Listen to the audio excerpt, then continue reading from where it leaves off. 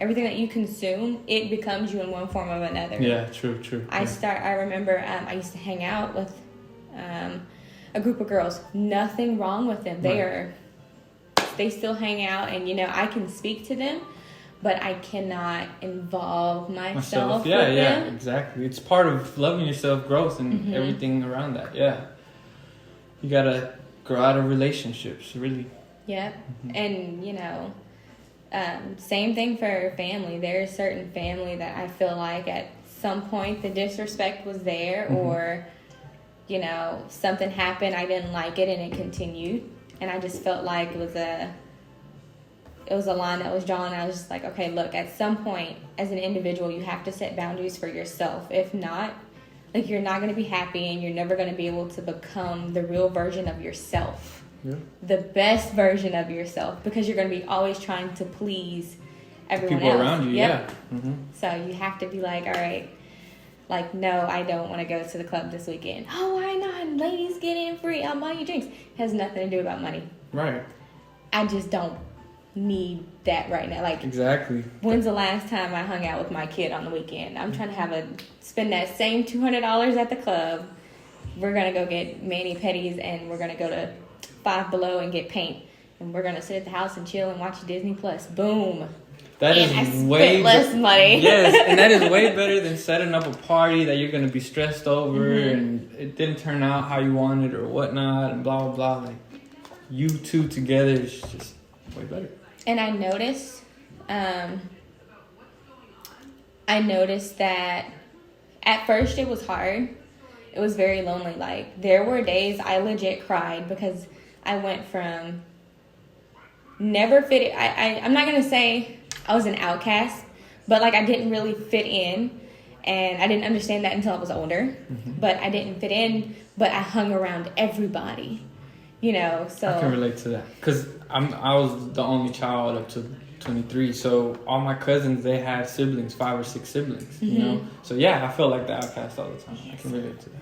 So it was just like even in meals, it was like you hung out with here and here and the realization I came to, it was actually yesterday, because growing up we also moved from state to state. Like, it was unstable. And so it's the same for you? Yeah. I lived in DC for 4 years. I just moved back in February, back to Arkansas. Before then, I lived in Las Vegas for a hot minute, and then I was in Phoenix. Actually, I was really, for a long time, me, my boyfriend, and our daughter, it was like, I was like, I gotta figure this out. I was like, even as adults, like, we, as much as we hate to admit it, we have to admit it. We're still trying to figure out where we fit in. Right. And eventually it was just like, all right, I'm gonna come back home, set roots, and then it's okay to not belong. Right, exactly. Yeah. So I can just explore.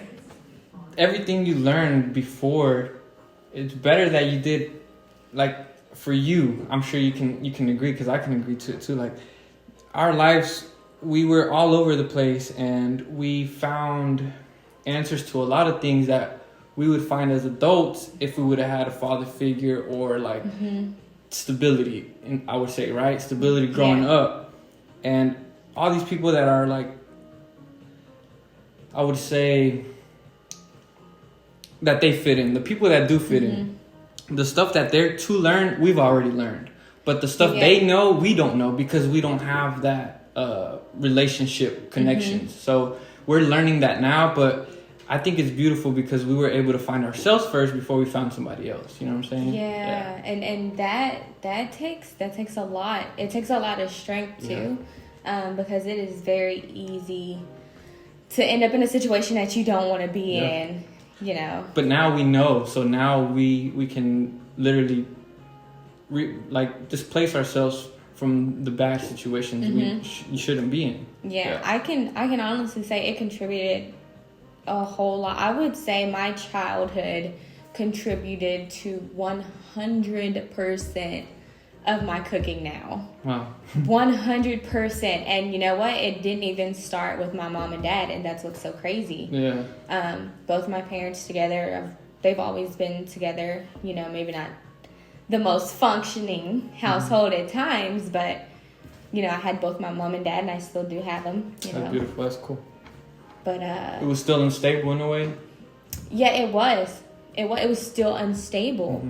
And me and my dad, we had this talk. Did that affect like a lot on your emotions towards like your child? Like, because with me, I seen that my life, I didn't have my dad. I didn't need my dad, so it was easier for me to like get this divorce through, because I was like, I know it's possible. You know, like we kept separating and going back together, but deep inside, I was like, it's still possible. My mom did it. You know, so people get comfortable and they settle. And that's one thing I noticed that I was doing a lot. Well, we noticed we were doing a lot. And we're like, no, we got to break this cycle, because it's just over and over. Yeah. And it kind of like, did that affect you with your child? Yeah, absolutely. It affected me with not only my child, but relationships. Yeah. You know, it played a huge part. Because my dad, back in the day, he used to have a temper problem. And then, like, literally, I BS you not. I came home one day from school. I was in like the 5th grade. There's a 3-year age difference between my brother and I. I was like in the 4th or 5th grade. And it was like this random lady standing in the yard with my dad. And I got off the bus. I remember running home like I always... Well, I lived in the country, first off. Anybody that goes to Mills, you live in the country. Yeah. So I'm like running down the dirt road, and we're kicking rocks on the way, and you know, I'd find a rock and pick it up. And we get into the yard and to the little fence, and my dad's like, "This is your sister," and I'm like, "Excuse me." From where? Yeah, who, where? What? Like I thought it's been you and mom forever, but now it's like my dad. He had a first wife, and they had a kid. That he was separated from at 12, and then she came back at like 15, like to move in, like to stay. And that was the first time you found out about it? That's the first time I knew of her. Like nobody has never mentioned like a stepmom, the name, like nothing, like non-existent. That's a trip. So yeah, so we became very close. She was actually from Chicago. Later on, her and my dad kept getting into it, and it wasn't. My dad has a very different set of rules, you know, and that's why it was very hard for me to get stable in where I wanted to live or what I wanted to do. We'll talk about that in a little bit, but they butt heads a lot, and so, you know, my dad had a temper, my mom has a temper. My sister, she had a temper because technically she was like, "You're not my mom, and I haven't seen you since I was 2, so who are you to tell me what I can and cannot do," right? Yeah. So, you know, eventually she went from a non-disciplined, do whatever you want, wear whatever you want city life in Chicago to my dad, who was just like, I went to church on Wednesdays and Saturdays and Sundays, and we got rules, and you're in the country. We worked out in the yard, we were splitting wood, like it was legit. It was work, like major change. It wasn't something she could adapt to. And then, like, we physically started butting heads. And then Child Protective Services was called. So we were separated. That whole ordeal lasted 3 years. 3 years. 3 years. So in that 3 years, as young as I was, I think it probably started in the 5th grade. Went to, like, another school with a foster mom, and everybody was split up and split apart. I got to see other people's households, and I never knew there was a life outside of what I was raised in. I have never snuck out ever in my life of my parents' house. Ever. I had to. That's all you knew. That was your reality. Yeah, like that was it. That was like, oh, this is everybody. Everybody does this on the weekend. Everybody cleans and has chores and don't get an allowance because you're putting in your part. Isn't it crazy? Like, people live like that now. Like, there's a reality to everybody. Yeah, and so that was an experience, but especially living in the country, my dad was he's a manly man. Yeah. Like, now that I macho think man. about it, yeah. he would come home with something, like he would go hunting we had 4 acres of land, and it was like 22 acres of clear land behind us. He would leave on the 4-wheeler and come back with dinner. It was like the craziest shit ever. But I would get to see it firsthand, and my brother, that was just not something. He was like, nah, like, I can't shoot Bambi. I can't do it. It's not for me. But for me, I was just like, I think I've always looked outside of the box, and that's what separated me. I wanted to know why my dad did it. What's he gonna do with it? Right. Like, how did he do it? How did you do? Yeah. So eventually, I would start going out there with him, and then I learned about the deer and like how to not waste any parts of it, and like it went from deer to squirrel to rabbit, and you know, it was a country. And that started the interest in cooking. It started the interest in food. Because I can say up until that point in life, I knew my chicken nuggets were chicken nuggets, and I thought they just were always chicken nuggets, that they never came from a chicken. They were just nuggets. Until we got chickens and a farm. And then I was just like, oh, there's a process. This is wrong. Yeah, I was like, this is wrong. Like, I was like, okay, all right, let me lay it all out here on the table. And so I was thinking about that stuff as a kid, and so then me and my dad would go hunting, and I would be like, okay, well, Dad, like, why did you do that? Or could you not have done it this way? Or is there a more humane way? Like, my dad didn't give 2 shits. He was like, look, this is what we're having for dinner. Call your mom on the walkie-talkie and let her know we're on the way. we're bringing it back. Wow.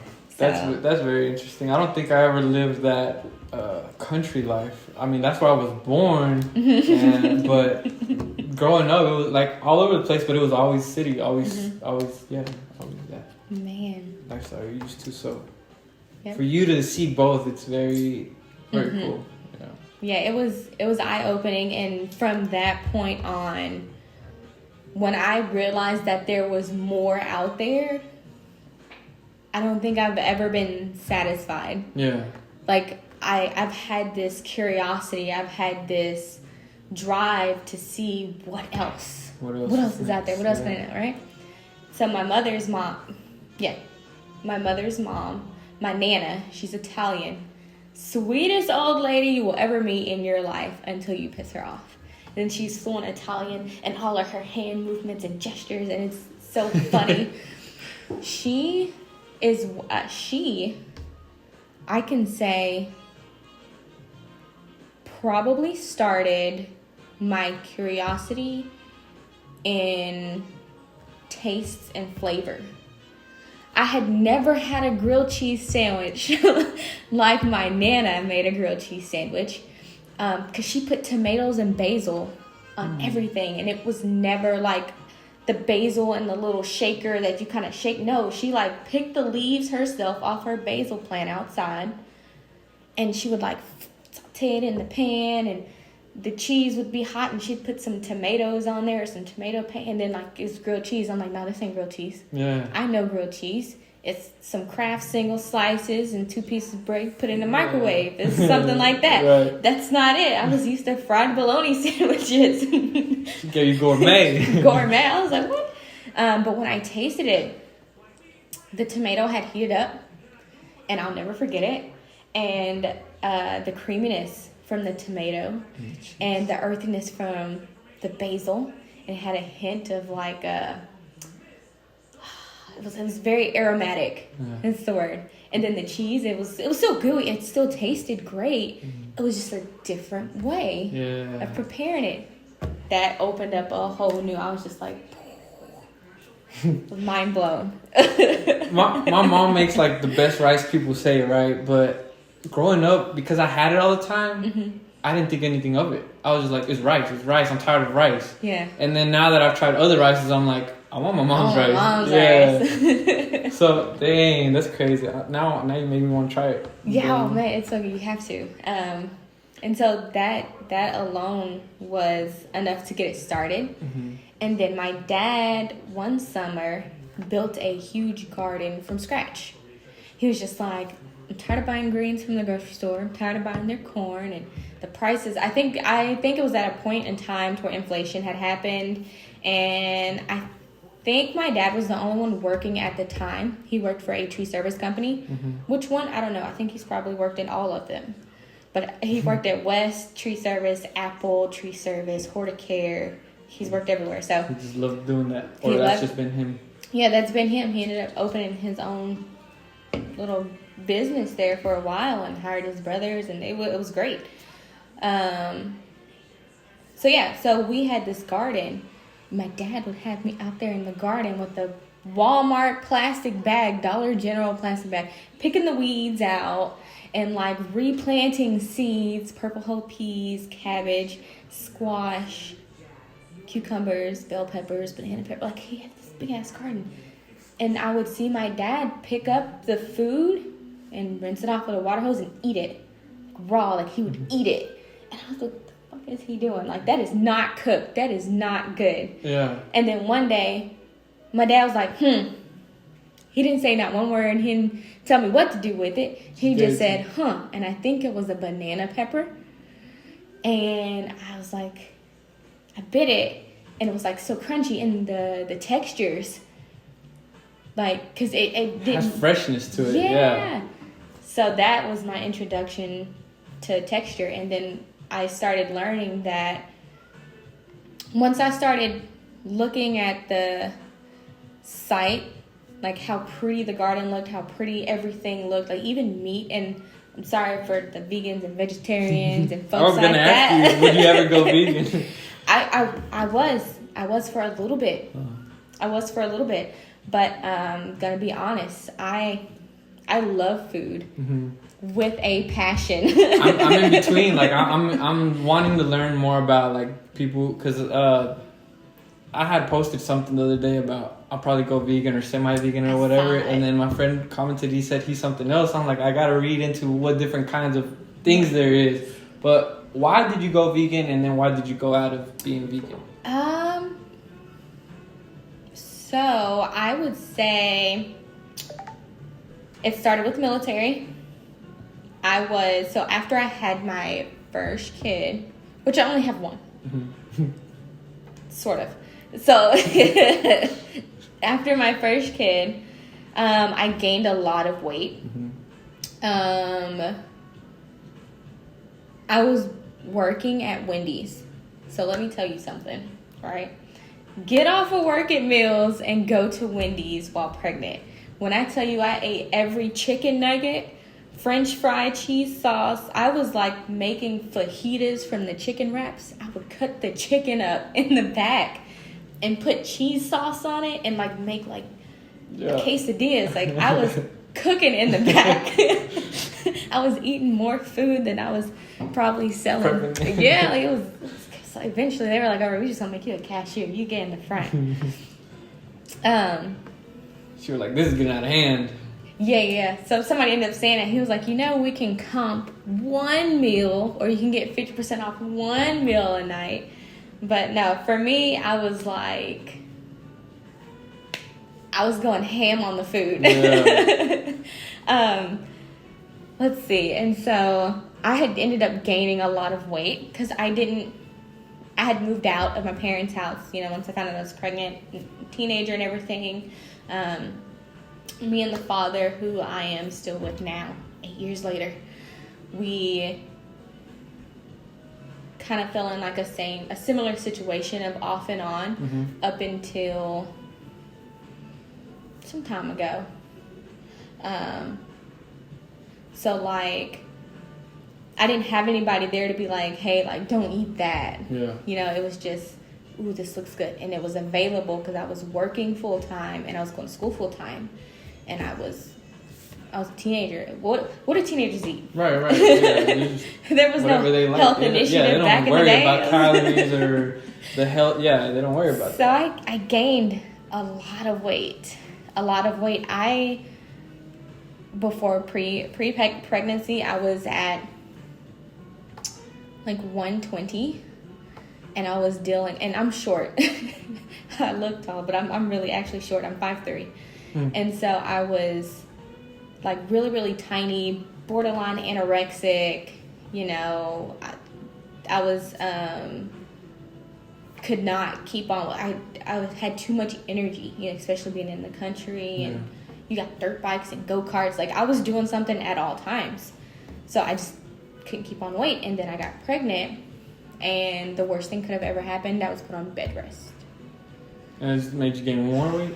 And I gained weight. So I got up to like 185. 120, 185 in a short period of time, like through the pregnancy, pretty much. Very short, because I had her premature. Yeah, I had her about 2 months early. So yeah, so in a very short, so my bones were hurting, they were aching. I could not just get it together. After I had her, I did lose a little bit of weight, but it was because she was in the NICU. And so she didn't come home immediately for like a month or so. So it was like stressful for me. Like, I stopped going to school.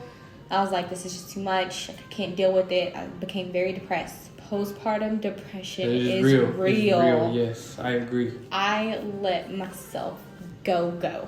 Like, I had started wearing my brother's clothes, and I wasn't even showing up for school. And then I went from dressing up every day to, I think I would hang out with like Vanessa and a group of other people.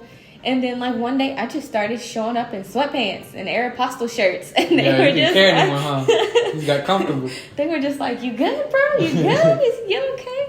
You know, they sent me to the counselor's office. Are you having a bad day? I was like, I'm having just bad everything right now. Like, so I ended up dropping out. I went and got my GED shortly after. I think I was like a credit. Oh, no. Let me tell you. I'm not going to say which teacher, okay? But said teacher would not. Every other teacher let me take my finals at the hospital. But said teacher would not. And that's the only reason why I couldn't graduate. Was she an English teacher? My AP English teacher, dude, she would not. She would not. English let me teacher go back. are usually the strictest. I don't know why. I was like, dude, she was like, nope, everybody showed up and you did not show up, and that's unexcusable. We have to be held accountable for our actions. That is true, though. I mean, even though, like, the situation at hand, I would have given me a pass. But, like, that taught you something. That built you somewhere, you know? Like, it took you somewhere. It sure did. I don't think I've ever been late for anything Anything else? That's good. I make it happen. I Yeah. don't care what it is. Like, I'm gonna be there. If I say that, I'm there. And it's funny how when we started talking about the music, like you went straight forward to like how you live your life based upon the music you listen to. And that's one of the reasons why I go straight to that, because music actually tells a lot about people. Like, it's like stories and stories within one person, and those combinations of songs are always going to be different no matter what the person is. So by me asking you like what's your favorite song can tell a lot just on that and why it's your favorite song. And it's a good conversation starter too. So, but listening to music, does it affect, like, I mean, I know it affects your moods, but like in your way of cooking, do you focus on to like do you put different genres on when you do different kinds of plates, or when you feel different energies, or you're just always on you just let the playlist go, or? So I would actually have to kind of tie in a bit of your first question, which was why did I want to go vegan? Yeah. I started listening to motivationals. I don't know if you heard of David Goggins.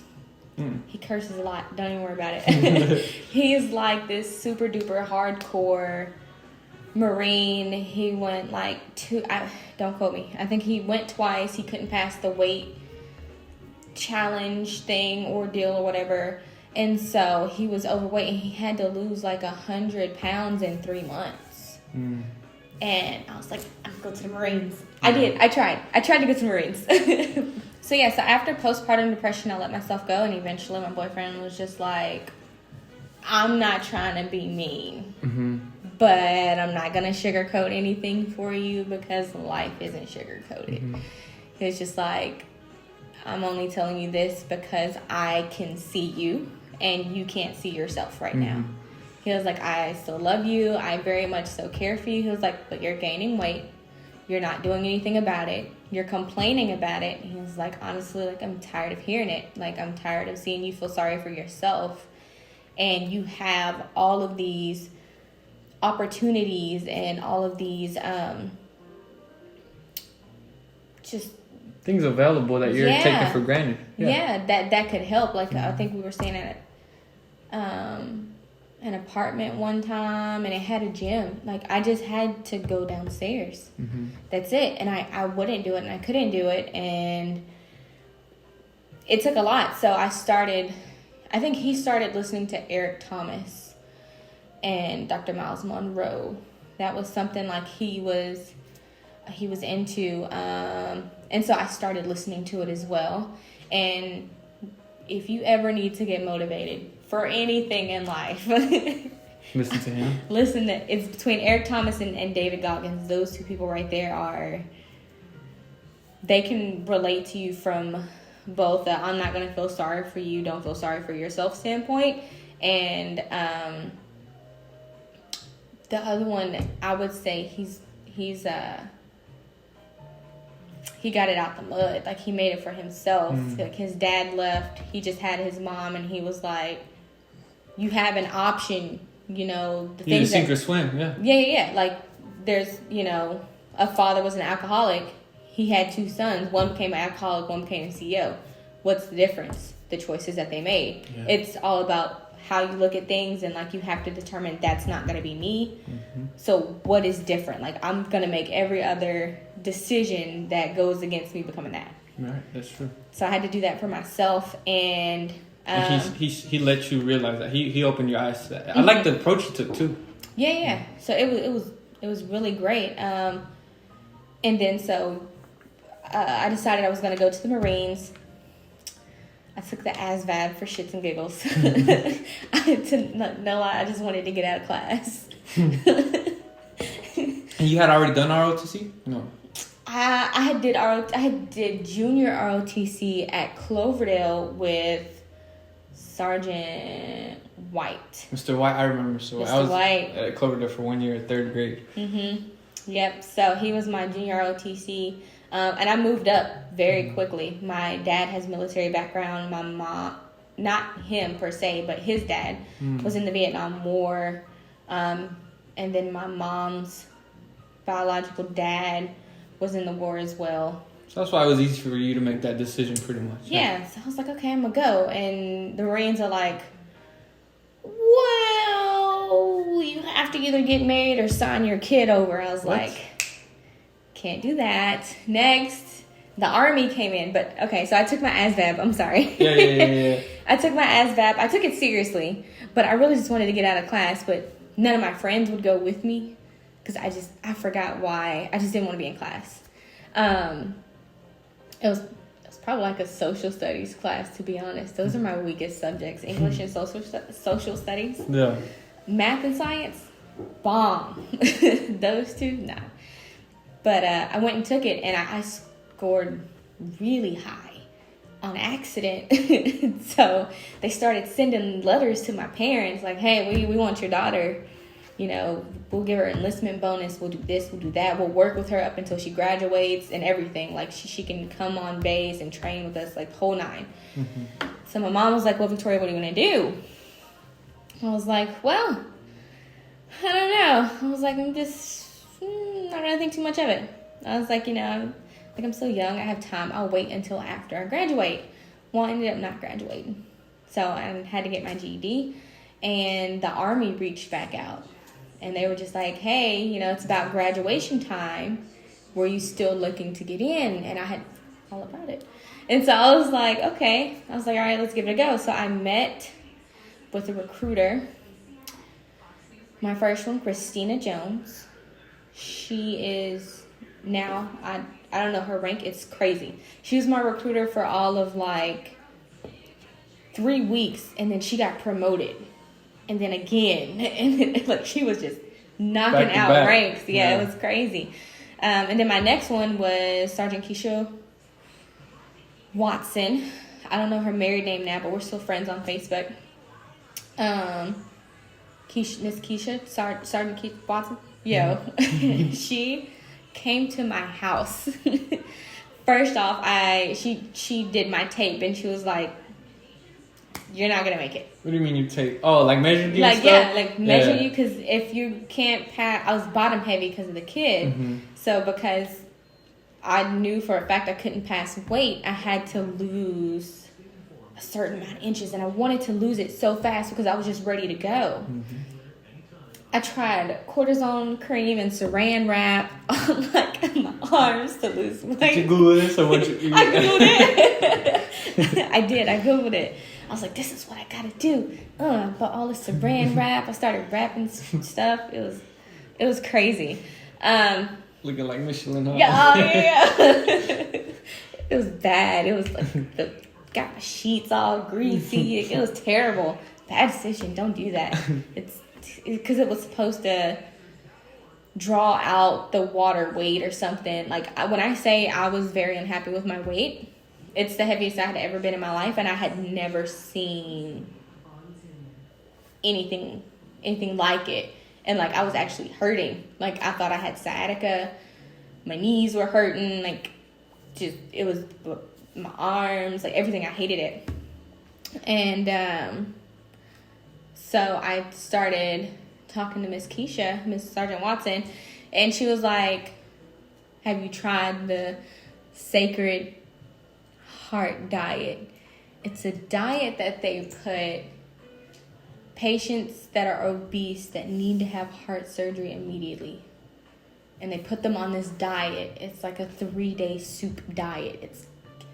I want to say it's cabbage. Sounds horrible. It was...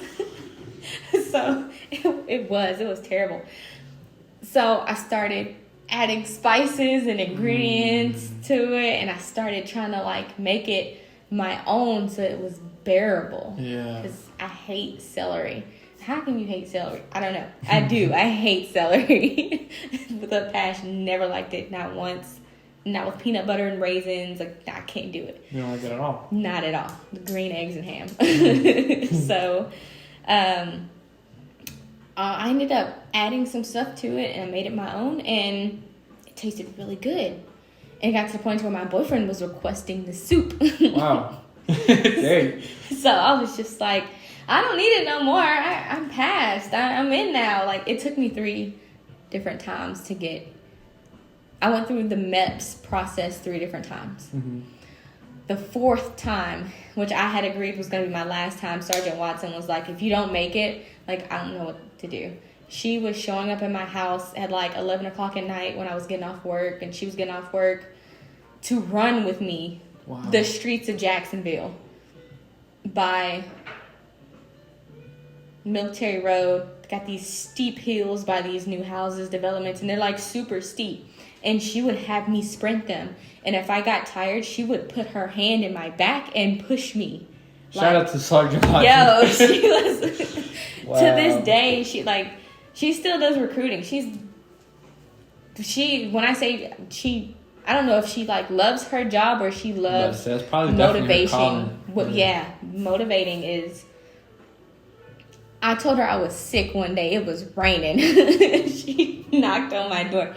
And she was just like, she would not leave until like... We need people like that. We need people like that. Yeah. So I ended up, I had lost a lot of weight. I didn't even need to be taped. Yo, when I say I was too hyped, I needed to be 145 in order to go through MEPS, and I was pushing 200. I needed to be 145. Mm-hmm. And after that 3rd time, I think I couldn't take it again for another 6 months, or it was something crazy like 3 months or something. So I was like, all right, I'm gonna go ahead, I'm gonna do this last one. Like, I'm gonna give it like 100%. My boyfriend helped, my mom helped. She came over, we would meal prep.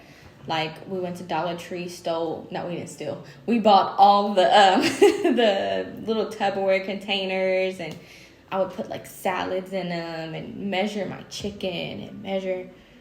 You micromanage everything. Yeah, like, and then I would only eat that. Like, I don't care where I was. Like, I would take it with me. If I went to someone's house, I would take my meals with me. Like, that's how dedicated I was. I got down to 140. Wow.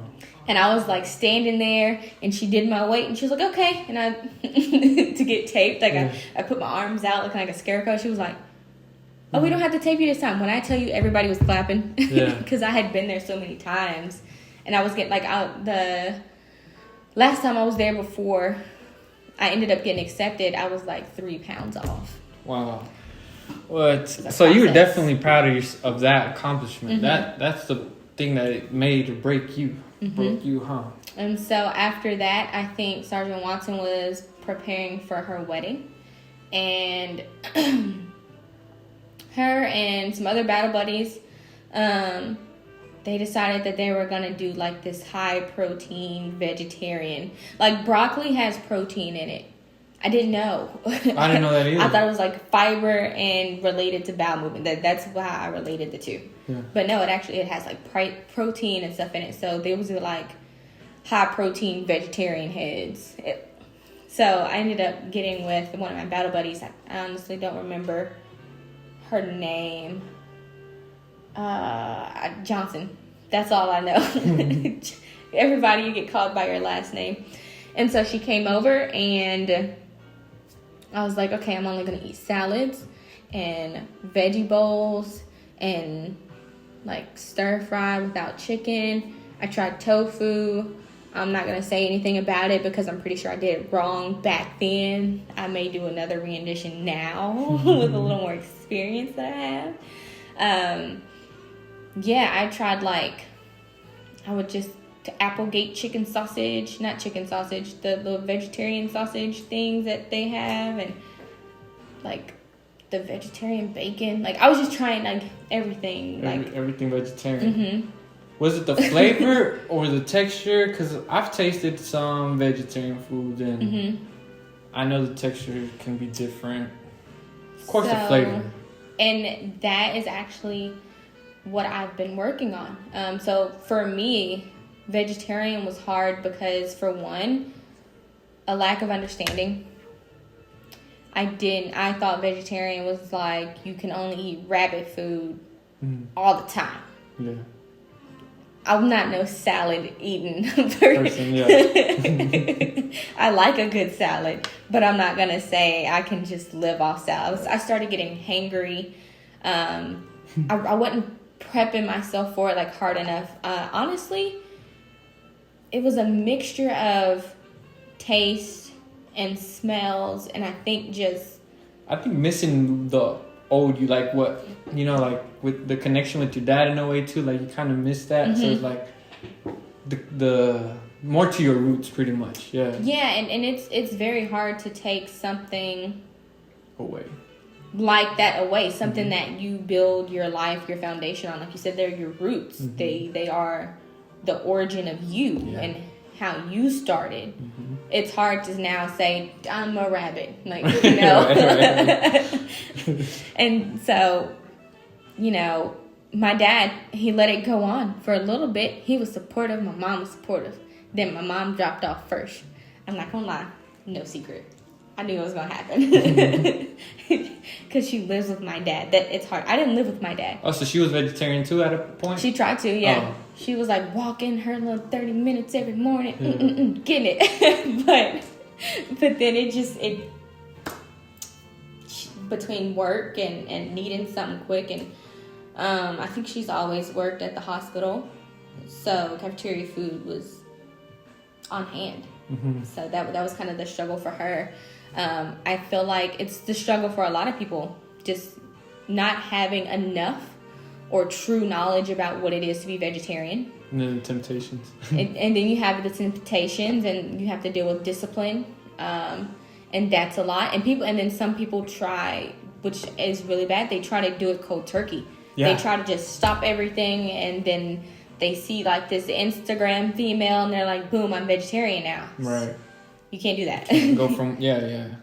But there are, like, it is very possible. Arnold Schwarzenegger. Yeah. He's vegetarian. and he's a bodybuilder. And it's just like when little stuff like that was kind of pointed out to me, and that there's actually protein in vegetables. There's different kinds of vegetables. You know, for me, vegetables was carrots. It was very limited, because anything else fancy at the grocery store, my mom was like, I'm not about to pay. You just knew the basic vegetables that we learn at school and that we see at home pretty much, right? Broccoli, but carrots, there's a lettuce. whole variety out there. Yes, Yeah. a lot. I think I had my first radish, no lie, at La Fina taco truck. I had radishes, and I was like, oh, snap. Okay, add some crunch to my taco. Yeah. But yeah, so there's like a huge variety. So, and then at that time, me and my boyfriend, we would look at vacation videos all the time. Like we wanted to go places. We wanted to travel. He is an explorer and adventurer by heart. And so am I, because, you know, everyone had dreams of becoming something in life. Doctor, lawyer, teacher, you know, the basics. Mine was nanotechnology. It was like way left field. Like when I first met him, I was like, I'm going to be a nanotechnologist. I'm going to travel the world, and I need no man. What's the nanotechnology? What do they do, kind of? So, nanotech, right now, the nanotech industry is booming. So, there's so many different types, but the basic type, like the small chips in your iPhone and stuff, like the mini tiny computers, the little thing, like the science, the engineering behind robots and stuff like that, making them so that's what I'm gonna do. I was like, that's me. I gotta do that. I like that stuff. I'm into math and science. Engineering and science cannot go more hand in hand. Boom, nanotechnology. It makes sense, traveling, all that. So I was like, man, I gotta go to California. I gotta go here, like Silicon Valley. That's where all the tech heads are. I was like, man, I'm going to, what's the college for Los Angeles? UCLA? University of I'm one of the people that don't know much about like a lot of the things out there. So something like that. I was gonna go. Yeah. You know, things happen, things change. Yeah. But that's how we got started. I was weird, man. I was weird. And is that still something you're intrigued by? Is that something you still see yourself doing in the future? Yes and no. I would do it as a hobby. It's not my calling. It's just a passion. It's just something you enjoy. Yeah. So it's something like people have comic books and like Netflix. I have TED Talk and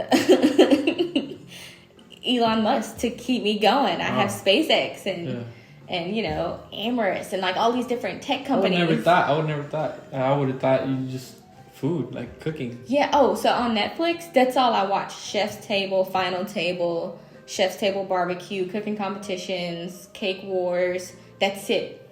I don't use Netflix for it. Other than that, if I'm not watching that, and I only watch it at night. I don't watch TV during the day. That's it, and that's important. And I don't get on my phone first thing in the morning.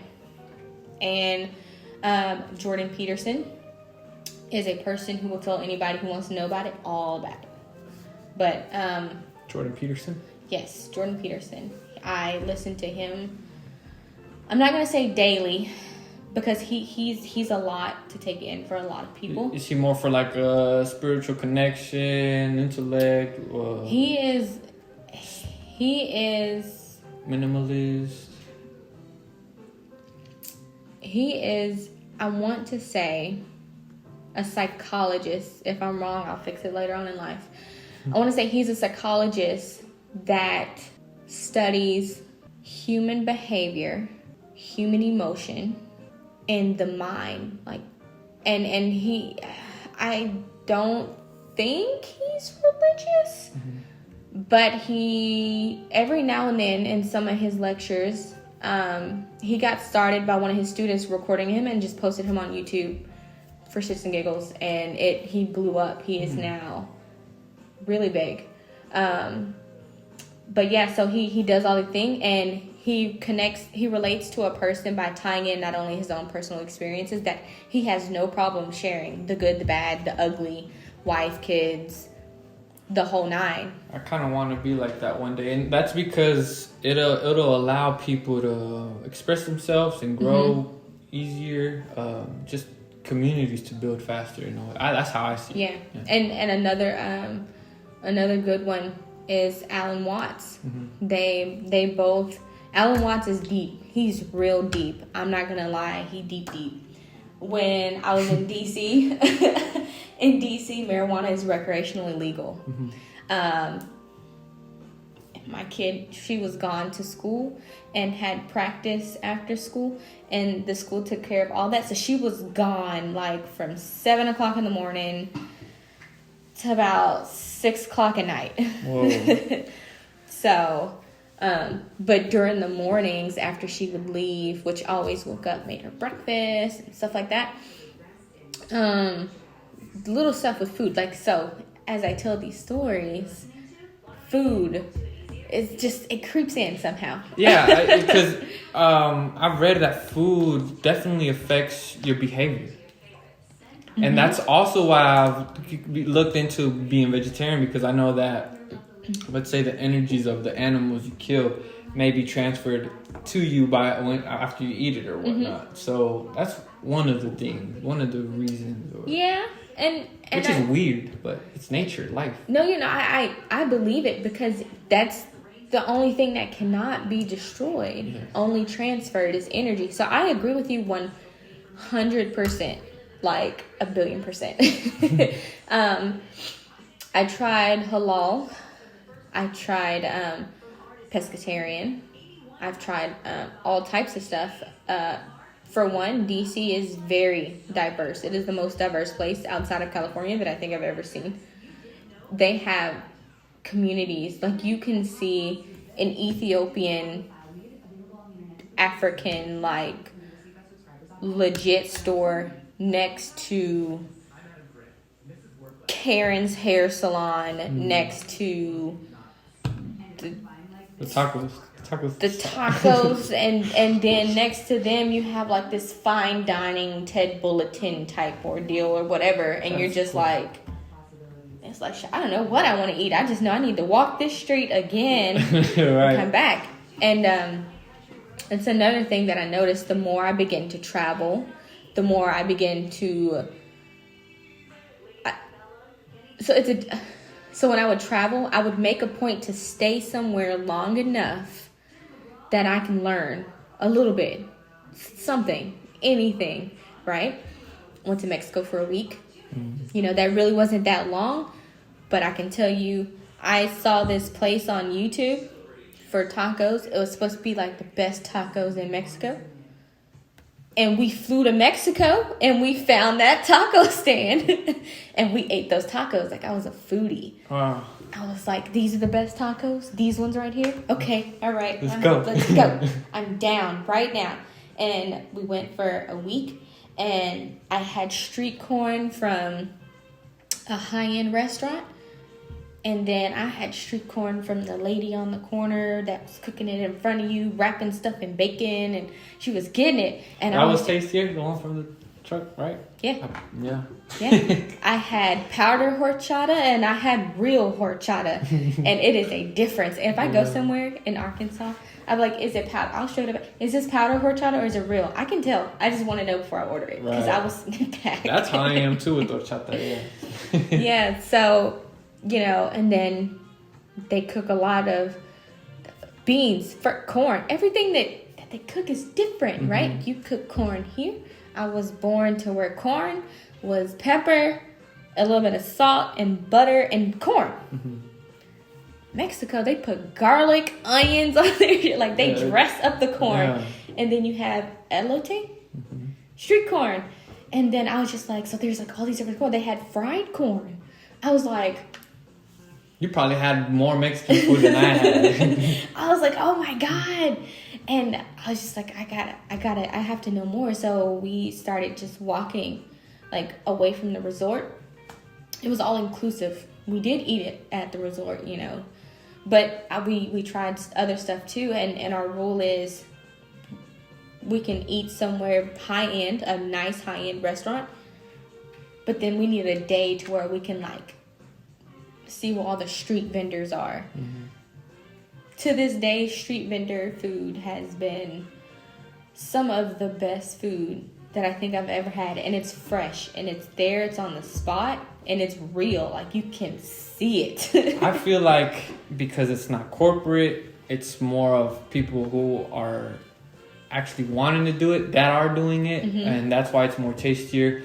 This is why I feel like it's the same with indie artists. You see more connection or more better experiences in indie artists Mm-hmm. than mainstream. Or if Yeah. you small communities, the smaller ones or more independent ones are the ones that give you a better welcoming feel. Mm-hmm. Mm-hmm. And so in DC, marijuana is recreational illegal.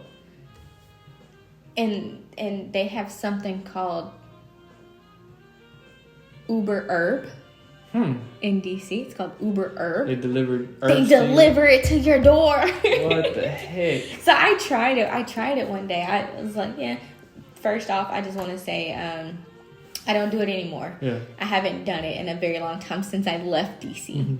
Mm-hmm. However, before then, I never really tried it. Like, I had friends, that was smoking stuff, and I would kind of be interested, but I'd be afraid I'd get a whooping if I got home, and my parents would notice, because whose parents don't? Like, my parents were very involved in my life. They knew. Mm-hmm. I couldn't stay the night somewhere until they met their parents. Yeah. It was like one of Very those. country, very country parents for sure. So, so, for a while there, and I was dealing with PTSD from the military and depression. I ended up having a miscarriage, one of the very hardest point in times of my life. So I started smoking. Okay, before I started smoking weed, marijuana, cannabis, whatever, I was on diazepams. I was on Xanax. I was on Seroquel. These are all prescribed, by the way. Yeah. I wasn't just, popping pills. I was on Prozac. I was on Lexapro. I was on Abilify. I was on Concerta. I was like, my doctor had me trying like so many different drugs, and I could never really be on one long enough to know to how benefit. Really, To benefit from it. And some of them were experimental, like Abilify. I was taking it, and my mom was like, no, like, don't take that, it's not FDA approved yet.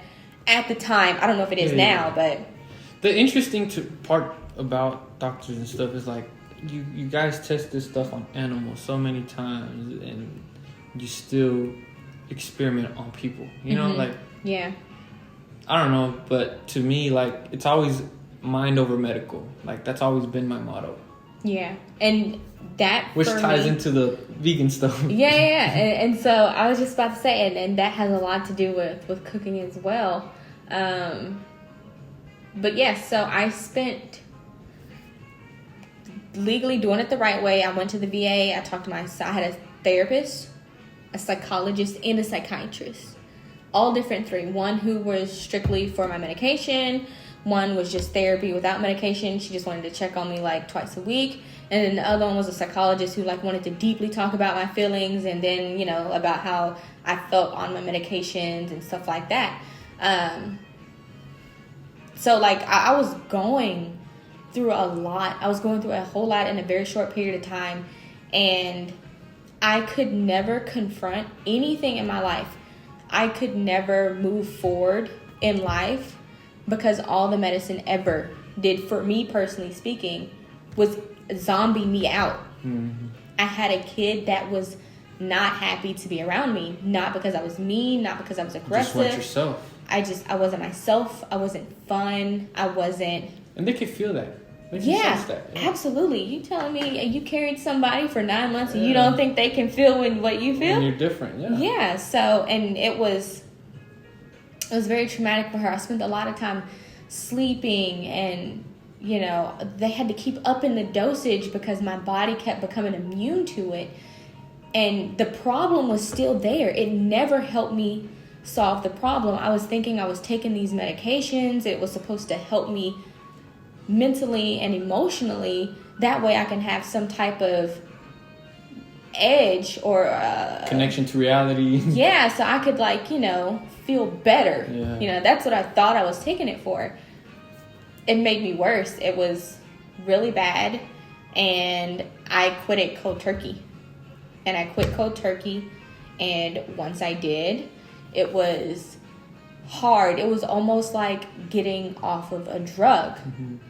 Like heavy withdrawals. Yeah, like I've never experienced like, heroin or crack, but I can only imagine like night sweats, mood swings, nightmares. In your mind, were you like, I need that drug, or is it just because I want all this tempted. Side effects to go away, and I know that's going to take it away?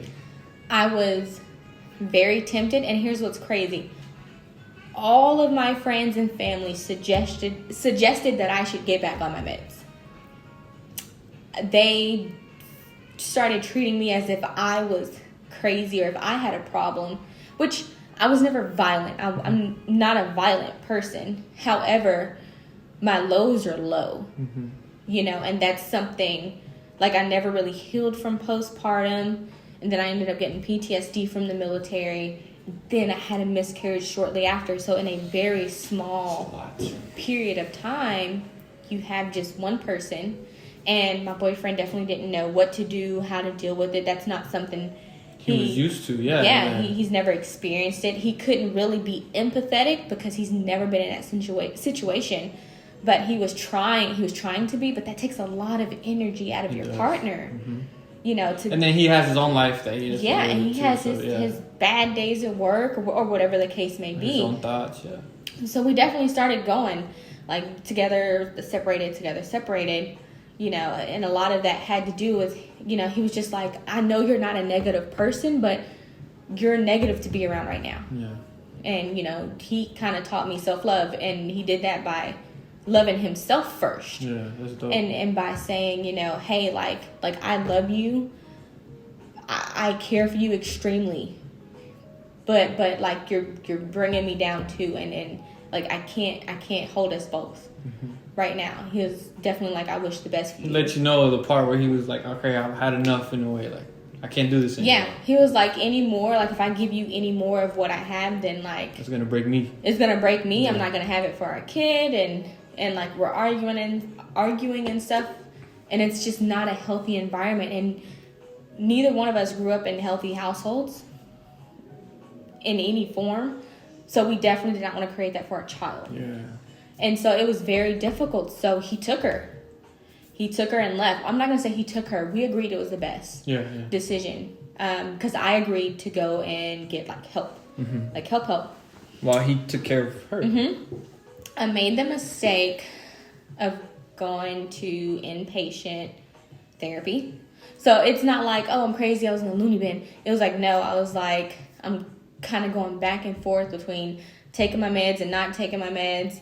And I was like, this is where I'm at right now. Like, I can't really think straight. I can't focus. I can't work. I can't do normal daily activities. Things that I should find joy in, I don't find joy in. Like, I'm almost emotionless, and I don't want to be that person. And so they were like, okay, well, we have this program. It's inpatient. You come for 2 weeks, and, it's like you still do your therapy and stuff like that. It's without medication, and we try to guide you through this process. It lasted longer than 2 weeks because, like I said, I think outside of the box. And I wanted to know why they wanted to know certain things. So instead of you were there like trying to see why are they doing this. Yeah, so it was like I need help. I want help. But you're observing the help. Yeah, but I'm observing them like what are you writing down? Like I was just, it was so frustrating because I did not want anybody to look at me like something was wrong with me, because I knew nothing was wrong with me. I just knew there was something that I didn't know. It was an underlying issue that I couldn't address because I didn't know what it was. And so they were quick to advert to childhood trauma or breaking up. Oh, you're going through a breakup. It's hard. It's bad. And I'm like, no.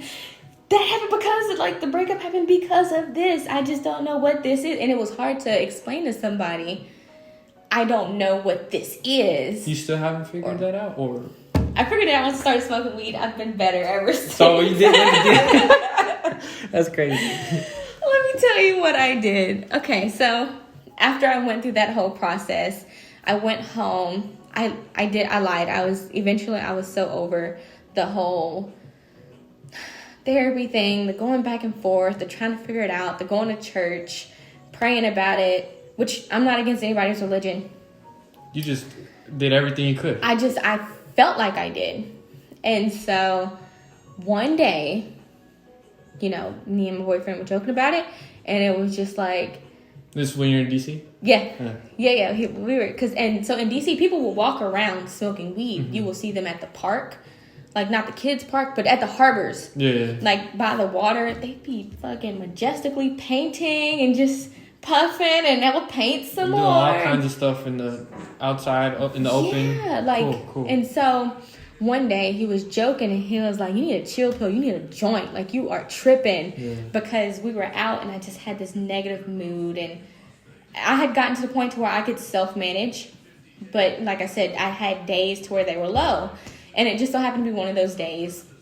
And we were out and about doing a little shopping, eating lunch, you know, out at the harbors in a beautiful city, and I was in a bad mood. Like it wasn't a choice. I could not choose to be happy. I didn't know how to be happy with myself dealing with an underlying issue that I couldn't even address. Like, I didn't know what I needed to fix in order to be happy in the first place. So sometimes it would just come up. And so I got Uber Herbs. I got the app from a guy that was walking by, and he was overhearing our conversation, and he was he was like, and you can get on Uber Herbs or where'sweed.com, and they'll deliver it to you. And a few days had passed, and I was having great days. And then I was sitting at my computer. I was working from home, and I was sitting at my computer, and I was just twiddling my thumbs. It was an off day. Elena was at school. I was like, I'm going to order a pre-roll. That's what I'm going to do. I'm going to order pre. And so I didn't know about sativas or indicas or hybrids. I ended up ordering a sativa. The mind stimulator on accident. I ordered it, and they brung me, it was buy 2 pre-rolls. I think they were like $20 each. You got free delivery and 2 free pre-rolls. In my mind, I was like, okay, I got this. You know, I used to smoke hookah. I surely can smoke. Bro, one had me faded. Dude. I was done. But, so I was sitting on the couch, and the view that I had from my apartment, it was similar to like a penthouse suite, and the whole wall was glass. And so you could see out. I wasn't in 4 closed walls. I was able to sit on my couch, and I laid down. I got comfortable. I'm on the top floor. I opened the window. I had no neighbors. I was right in the corner. That sounds lit. And no pun. It sounds lit. And I just started, and he delivered it. He knocked on my door and everything. Had like a lighter in there, a card, a sticker, some snacks. Like it was Roadrunner, 420 Roadrunner. That was my company in Canterbury. I was ordering through them all the time. And I didn't know about the munchies part. So I was smoking, and my YouTube playlist was ciphering through all the motivational and psychologists and the monks and the gurus that I was listening to, and Alan Watts. So the video, it was on the TV, and I could hear it. It's just a picture of him, and then it's audio of him talking. He has the most it's not even monotone. He just has this soothing, serene voice that, I bullshit you not, it just makes you want to sit there and listen. It's like on a certain level. Yeah, it's not like monotone to where it's boring, but it's a tone to where like you're intrigued, like you want to listen. You're in tune, yeah. And I was chiefing, and out the window it's like a bunch of trees, so it was greenery, the birds was flying, and the sun was not in my face. So, like, I was just looking out, looking at the clouds, looking at people drive by. Like, because I was top floor, so I can, like, look out, looking at the monuments and everything. And Alan Watts started talking. And I was listening, and I didn't even realize that I was listening. But I started, like, really taking it in. And so for, like, a good 4 or 5 hours... Damn. I was listening to Alan Watts and Jordan Peterson, and my boyfriend came home, and I was on the couch bawling. I was like, I figured it out. And he was just like, what? And we sat down on the couch, and I was hungry as shit. I went and I cooked up this whole, like, 5-course meal. Oh, shit. I had, like, I had made, like, baked chicken with vegetables and a salad and a dessert. I had made cupcakes. Like, I was just in the kitchen you going did not burn a thing, ham. huh? Nah. I was in the kitchen going ham. And then we had this long table about as long as this. And I just started sitting food out. And we had a bench and then the chairs on one side, and it was a bench on the other side, like a sectional bench for the table. Mm-hmm. And I had stretched out. And he was like, you been smoking? I was like, that's not even important right now. Let me tell you. Let me tell you the solution. Look, I was like, I know why I'm unhappy. He was like, oh, this is gonna be good. He put his work stuff down. He didn't change out his clothes or nothing. He just sat there and he was like, go on. And so we started talking. And then I lit another blunt, and I'm eating. I had already ate, like, 2 plates by this time. I had, like 3 chicken legs and 4 cupcakes.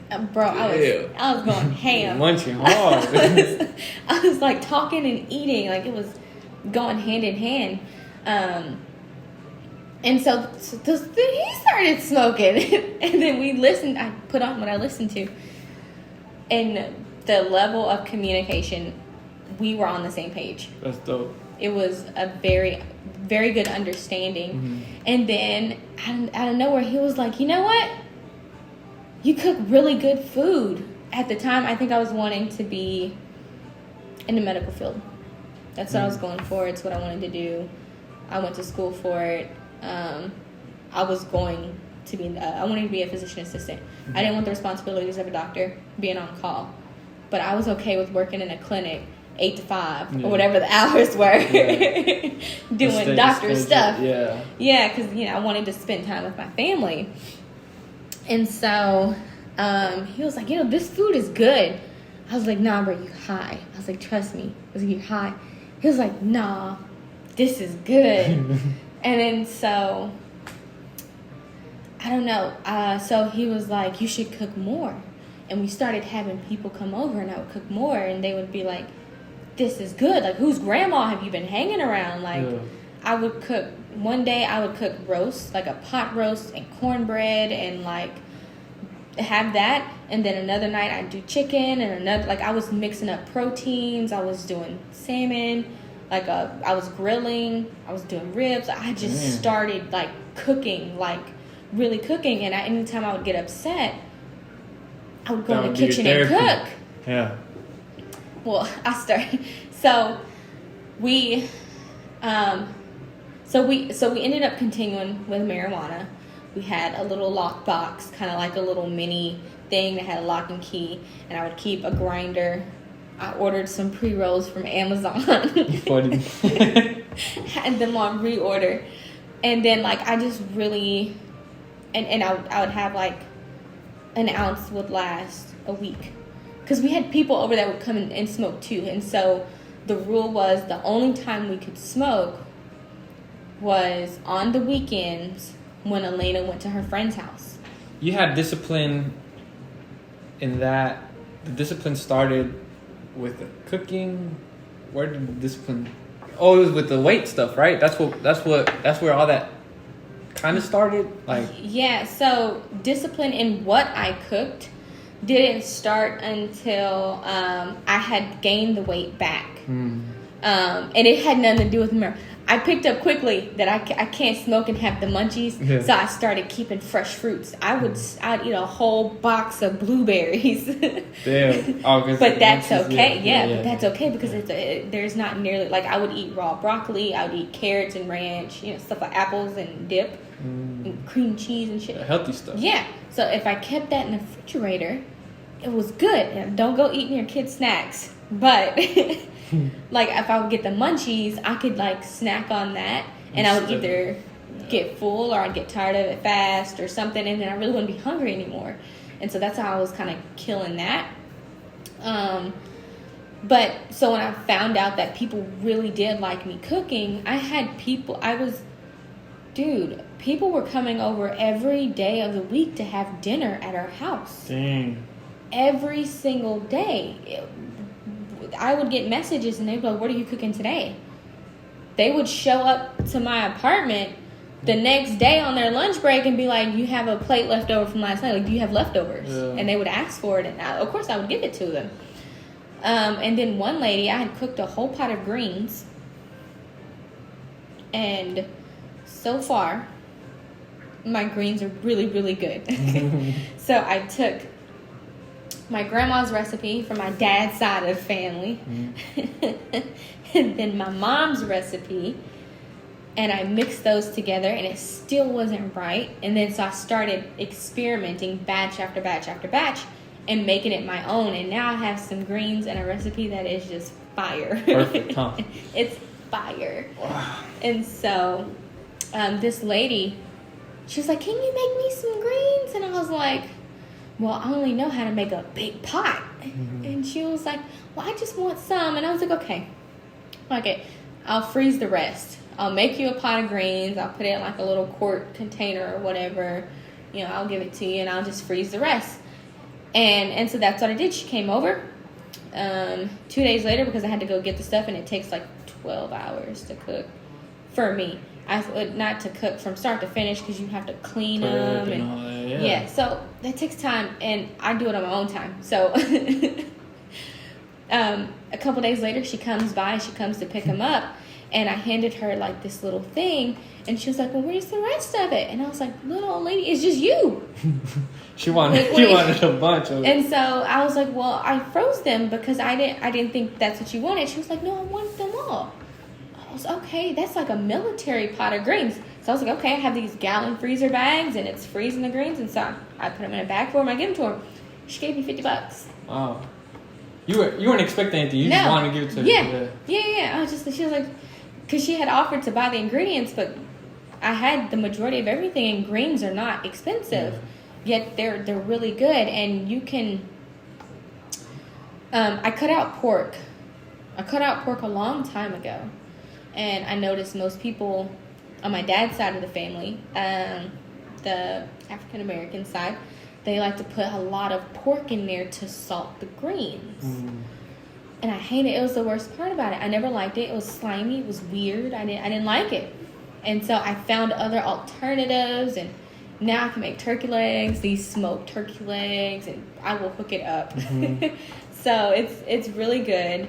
And yeah, she ended up buying it, and I wasn't expecting it. I was just kind of like, thank you, I appreciate it. And then the next day, my friend came and she had dinner, and then we started hosting events. We hosted Easter one year. We hosted Thanksgiving, Friendsgiving, because I didn't have any family.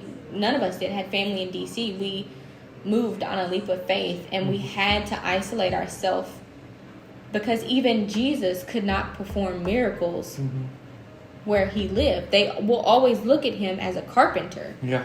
That's how Jesus started. But in other cities, he was the Messiah, the Savior, the healer. You had to move around. Yeah. So he couldn't perform miracles in a place where they would only see you for your past. Like, they can't see you as nothing more.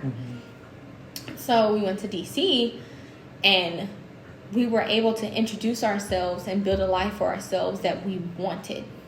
So it started attracting those type of friends friends who had kids. Some didn't have kids, but they had significant others. And clubbing was just not on the list. Schedule, yeah. Yeah, so it was more like on the weekends, it's like, oh, we're going to go over there to Victoria's house. She's going to cook. It was automatic. Mm-hmm. You know, she had friends and stuff, and she's 7. They were in the same building, so I didn't feel uncomfortable with her spending the night at someone else's house. Like I went to the house. I talked to the mom. I had the number. I knew the car. I was president of the PTA club of her school, so I knew the kids. Very engaged. Yeah. I was president of the PTA. It was never thought I'd be that person. Yeah, definitely not me. I remember being at the Electric Cowboy back in the day. Sneaking into Aussies.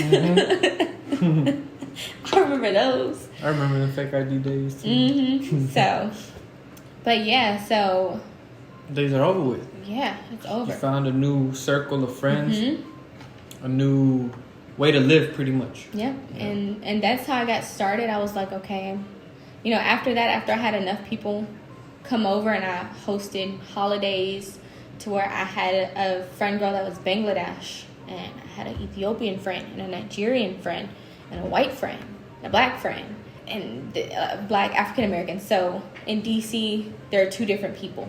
There's African Americans and then there's Africans, you know, and they don't like to be called African Americans. So that's why I said that. But we would all get together and we would bond over food. Food was my way of communicating.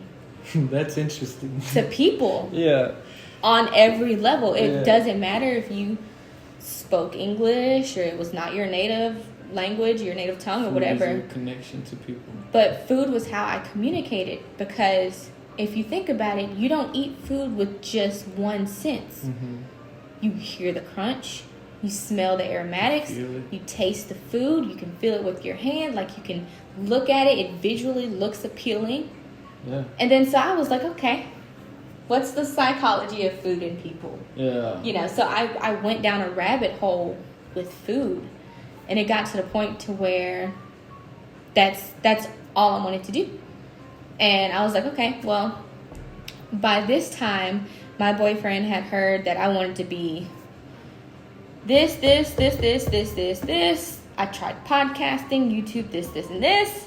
I was like, it's not for me. And he was like, I support you, whatever you want to do. I just need you to pick it. Yeah. Pick something. And the least thing the thing that has been a consistent variable throughout my entire life was right in front of you. You never knew it. Same with me. Never knew it. Yeah. It's funny and it's strange, but that's how God works in mysterious ways, and He doesn't give you the answers of those puzzles until it's time for the reveal. And you know what? I truly don't even think He gives you the answers, because it says in the Bible, like, He gives you the tools. The guidance, He gives you the guidance. Even that freedom that you choose, like, okay, do I want to find good or do I want to find bad? I want to lead with good or bad. Yeah. So that was my way of communicating. And then once I got really good, which I'm no expert, but once I got really good at basic American Southern cuisine, I was just like, okay, I've venture out. I've taken all of my family's recipes and I've made them into my own. I've tweaked them. I've burned some stuff. I've made some dense pound cakes. Like, it hasn't always been peaches and cream, but once I did kind of start building some consistency, then that's when I like how you said consistency. Yeah. I went back into, okay, how can I have all these comfort foods that I love and make them healthy? And so I went after that. And then from that, it went to, okay, how can I make vegan, vegetarian, pescatarian food good? Now in my freezer right now, I have cauliflower chicken. I have, like, Impossible meat, Beyond Meat. I have more plant-based items than regular meat in my fridge now. And I did a video. I started posting my videos on Facebook. And then my Facebook friends was like, well, they only have Instagram. And so I started posting it to Instagram and then Snapchat. And then collectively I was posting videos every 2 days. I would say every 2 days I would have a new video up, edited, ready to go. Or I would take a picture of something like my daily attire or just something because I wanted... Content, yeah. Consistency, yeah. I wanted, not only for people to look at me and be like, oh, she can cook, but she's focused. She's serious about it. Yeah. But I talked to a lot of young girls, especially I noticed a lot when I was president of the PTA at my daughter's school. There's a lot of girls that are very self-conscious. They're insecure. They don't feel like they could be. I had to have that talk with my daughter about why her hair is beautiful. Because her father is African American and my dad is Black, white, and Indian. My mom's Italian and Irish. And she has the softness of my hair, texture-wise, but it's more 4C. It's really curly, like spiral curls. So it kind of gets hard to comb through, and she didn't like it. And, she used to identify me as being white and her being brown and her father being black. And I'm like, no, we gotta stop this here. Yeah. We gotta nip this in the bud. This is not okay. And so I started mentoring her and her friends. And then from her and her friends, it went to my friends. My friends were coming to me with, and I've never been married, but... It came to you for advice. Yeah. Advice, just a different perspective, or a perspective that was not judgmental, that was more informative and educational. But really, I didn't make them do anything. I helped them think about their situation from a different perspective. Because it's so easy to say, I, my, me, to think, because that's really your perspective that you have. It is very difficult to put yourself in someone else's shoes. Yeah, that's our reality, ourselves. We're kind of selfish in a way until something happens. Like I said, a kid, a certain situation, and it allows you to take control over the rest of your life. With me, it was finances that kind of made or broke me, because having a kid, it affects your finances, and I've always been kind of like you, venturing different things, what should I do and stuff, and then you finally find that thing. But you find that thing because you learned love through a tragedy in a way. Yeah, it was definitely very difficult. I explain to people look at my Facebook or my Instagram and they see a lot of the places that I've been and places that I've gone and things that I cook, and they're like, oh man, I just want to be like you. And I'm like, be yourself. Be yourself. Because my process, not many people can go through my process and make it. Teen suicide, there's a lot. I feel like if you didn't accept the fact that you needed help, you probably would have ended up there too, because you wouldn't have had that help. But you knew you needed it, you accepted it. And it's very sad, because we have a lot of young people today who feel like they have to do it on their own, that asking for help or seeking help is a sign of weakness, when actually that is the biggest strength of all. Because to have an issue and to acknowledge it, to want to fix it, to want to be a better person, to want to grow and develop, that takes a lot. And it takes a lot starting with you as a person, as an individual. If you don't have that type of support system, then you're in the wrong system. If you've outgrown the room that you're in, move to another room, a bigger room. Because if you're not growing, if you're not constantly educating yourself, you're being stagnant. You're in a cycle. At at what point, like, you can want better all you want. Yeah. But you have to change your situation and your circumstances, and that has to start with you. I've cut friends off that I've been friends with since Daisy Bates Elementary. And we grew up together, lived together at one point, the whole nine. And I've had to cut people off. And I'm sure you still love them, yes. I absolutely, if they could come to me now and say, Victoria, I need help, and I would help them with everything I possibly could. Yep. However, you have to help yourself. And sometimes that means getting help from somebody else, from professionals. I'm not saying don't lean on your family, God, your community, your church. That's not what I'm saying. But if you go to church and you leave feeling happy every single time, like you're righteous, there may be an issue. You should leave church thinking, oh, like, I should be doing that different with my life. Or maybe I could be better in it. Yeah. Yes, You shouldn't need something to make you feel complete. You should only need yourself. Yeah, you should be able to have enough confidence and enough belief in yourself that you can do it. Like, I can believe in you till the world ends. But if you don't believe in yourself, exactly. There's not gonna be any change. Eventually your why has to be greater than yourself. You know, and that is true, because eventually, once you've done all these things for yourself, essentially that's like there's nothing else to do for you. You can't do it for yourself no more. You gotta do it for the future, for the kids, for everybody else. You have to do it for your state of being, for like your kids. And that's why a lot of people are like, oh, well, I do it for the money. When the money dies, then so are you. Yeah, because exactly. you're doing it for something that's so materialistic. Yep. Do it for love. Do it for not like a significant other, but love, like the love you have for yourself. Do it because you want a better version of yourself, or do it because you want your kid to see better. Yeah, you want your kid to always keep growing. We never stop learning, and for us to like think that we know it all, no, we're never gonna stop learning. So yeah.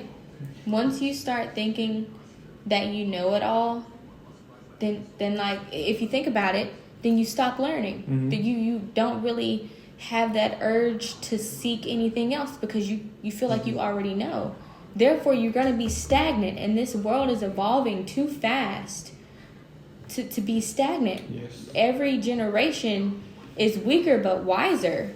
Yeah. And we have Elon Musk right now that is working on Neuralink. He has it to where there is a monkey, you know what I'm saying, playing ping pong by himself. There are robotic dogs now. Like, this is not thin. It's either you continue to grow and evolve with the world, or you're going to get left behind. I'm not saying follow the world. Definitely go against the grain in what you believe. Do your own thing, yeah. Do your own thing.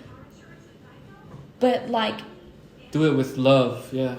Yeah, do it for something that's not going to die out. Right. Money will fade. Yeah, money will fade. The value of $1 is drastically going down. I don't know if you follow Bitcoin, Dogecoin, any other cryptocurrency that they have. Not really, because to me now money is just a tool. It's not really anything I feel like I need. Like, we could go back to the trading days or whatever, like growing our own stuff, you know, like we could live without money if we really wanted to. Because if you think about it,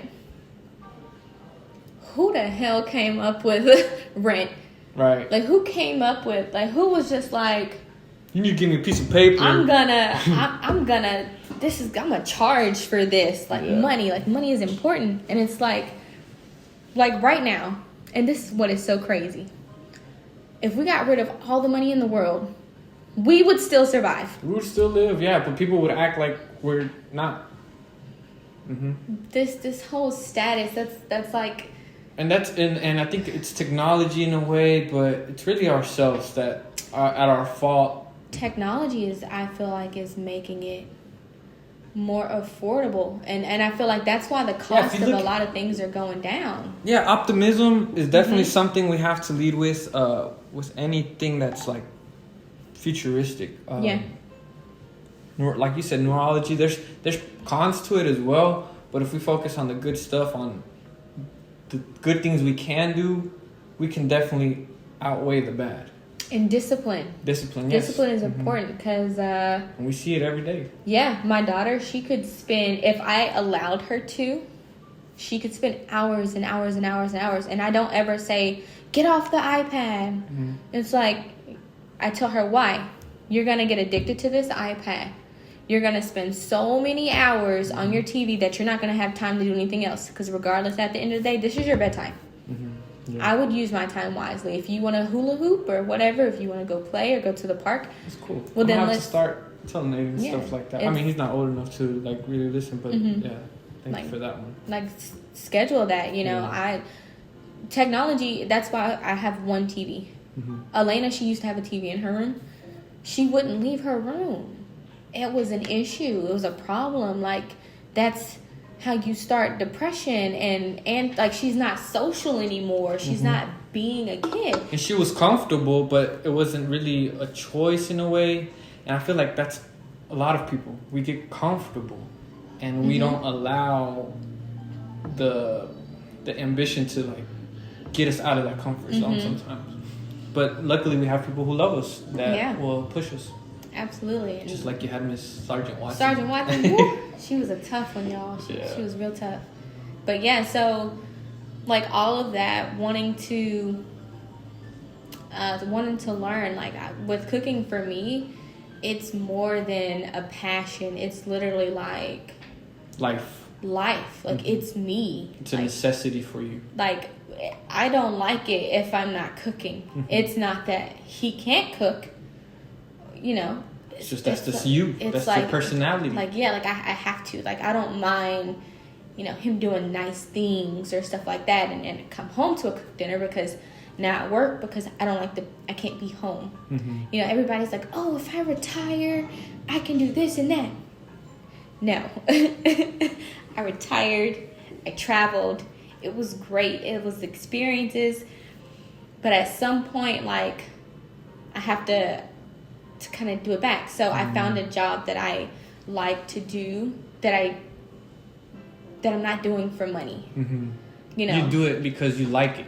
Yeah, because I like doing stuff like that. Like it's a hobby. It's not my passion. It's not my calling, but it's a hobby. It's something that keeps me around people, and I can keeps you distracted. I can keep people happy and smiling and network. Like be able to build that social development, which is important. A lot of people don't have it now. Now people's communication skills suck.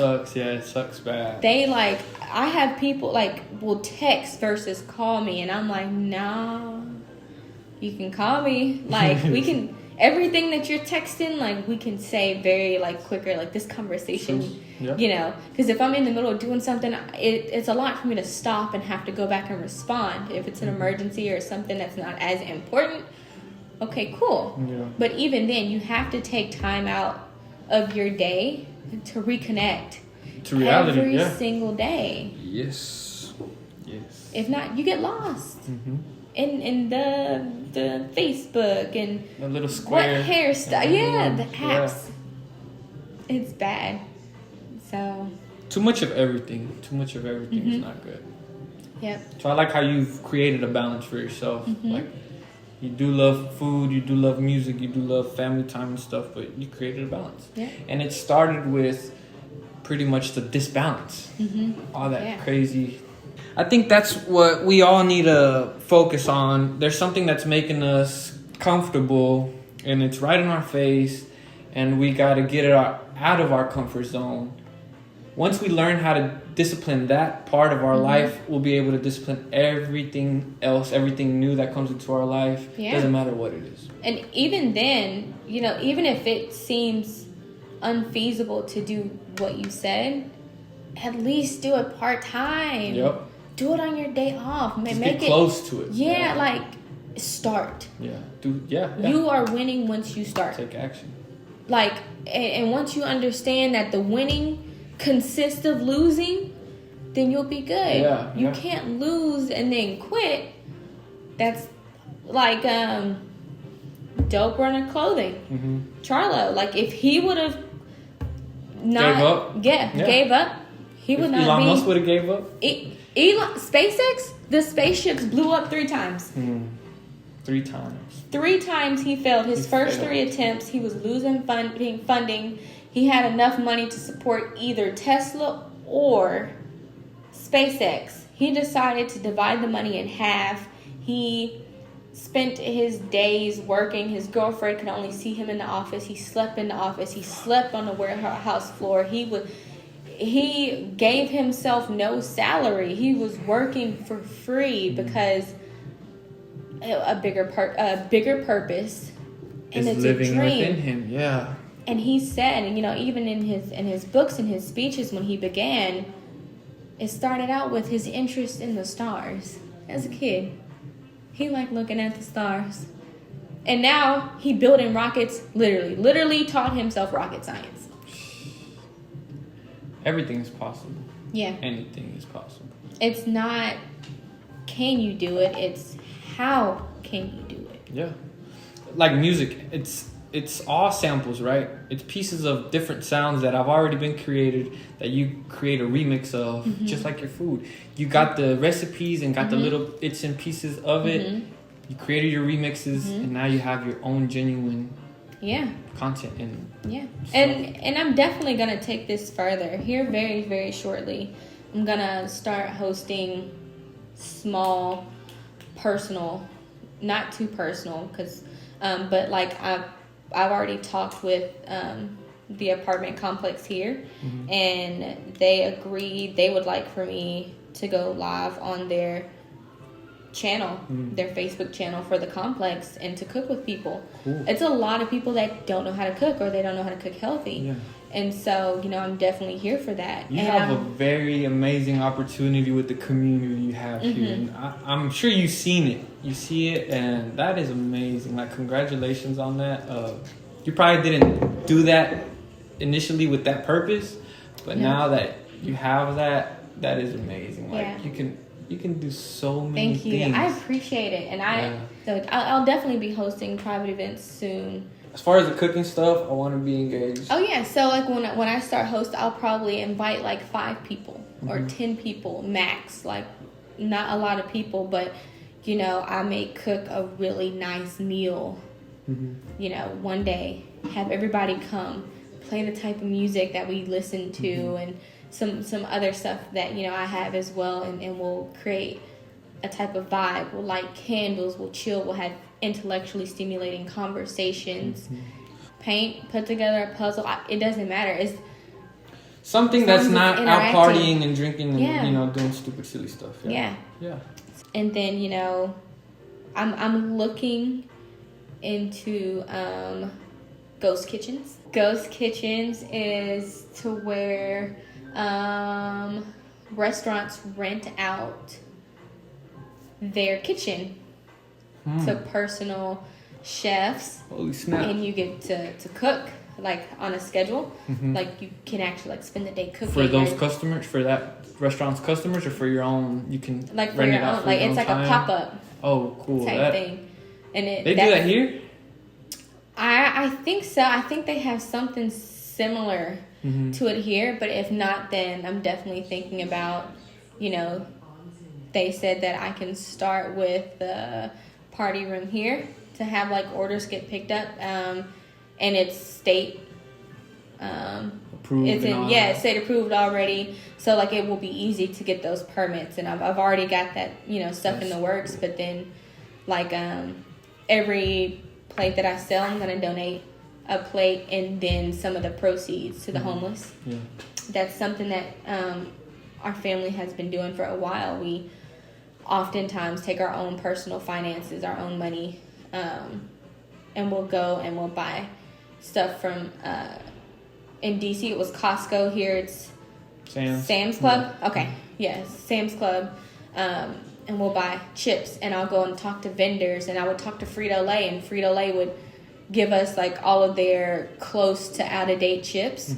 And sometimes some of the vendors would be nice enough to just give us chips, and Coke would give us Coke, Pepsi would give us their Pepsis, and stuff you like go out that. And give it out. We would make little goodie bags. Go to Dollar Tree, get a whole bunch of dollar bags. We would put towels. We would go to the hotels, some hotels, and get like leftover shampoos, conditioners, and like stuff that they had. Or I would go and buy it myself, and we would buy toothbrush kits that had like toothpaste, floss, and a toothbrush in it from like offices and stuff. And we would create these like bags. It would have like cold food, hot food, dry food, non-perishables. It would have a blanket or two, chips, sodas, gum, feminine products. They would have feminine products, and they would have like just lotions, all types of stuff like that they would just need. And I hope to do something like that here. And I want to get with some barbers. I want to start the women at the women's shelter and stuff like that. Get them some makeovers going. Help them get jobs. I'm an HR director now. And I'm over 2 stores, and I've reached out to a lot of people, and I'm like, hey, like I'll hire them if you know, like Z.